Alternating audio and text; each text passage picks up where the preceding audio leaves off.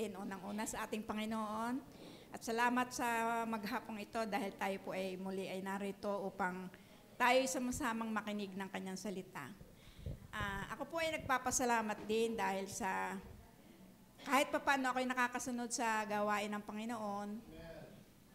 Ako'y pinagpapasalamat ko yung nagagawa ko dun sa Bat MC kasi kung ako'y hindi ligtas, hindi ko yun magagawa eh. Sabi nga ni Pastor ay nakakahiya talaga magbigay. Pero sa kagustuhan kong makasunod sa kanyang kalooban, ay talagang akin ang kinakapal ko na yung aking muka. Meron akong inabutan doon, kadali-dali, arigay, magkakapira.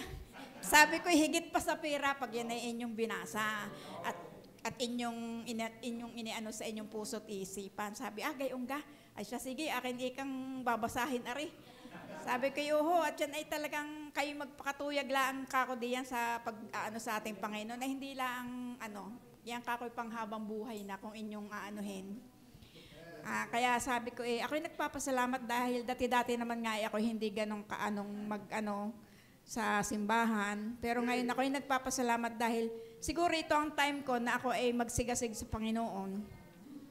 Kaya ako'y nagpapasalamat sa ganong aspeto dahil ako'y kanyang kinikilos at ako'y kanyang inaano. Kahapon nga po, sabi ko ako'y atin ng sumakit yung tuhod ko, sabi ko kamali-mali na naman kako aring aking mga nararamdaman. Pagsala sa ulan, yun namang aking tuhod.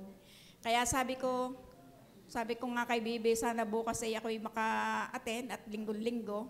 Ay sa awa naman ng Diyos, sabi ko nga sa Lord, pagalingin mo yung aking tuhod at ako'y makasimba bukas.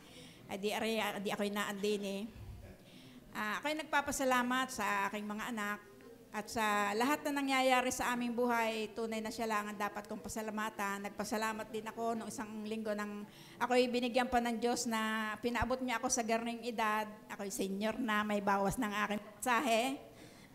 Kaya ang isang senior ay malaki din nga ang pribilehiyo Bawas sa pamasahe, bawas sa kung ano-ano pa, sa mga kainan, 20%. Kaya nakakatuwa din na maging senior. Sabi ko nga kay Tita Chari, nakakatuwa maging senior. May mga privilege na dati wala. Kaya ang tunay na maglingkod sa Panginoon na hindi tayo lugi dahil ang maglingkod ng tapat sa Kanya hindi niya talaga pinababayaan. Dahil nung ko pa nararamdaman ang Kanyang paglingap sa aming mag-anak. Kaya ako'y nagpapasalamat ng maraming salamat sa Panginoon. Sa Kanya lamang ang papuri at pasasalamat natin.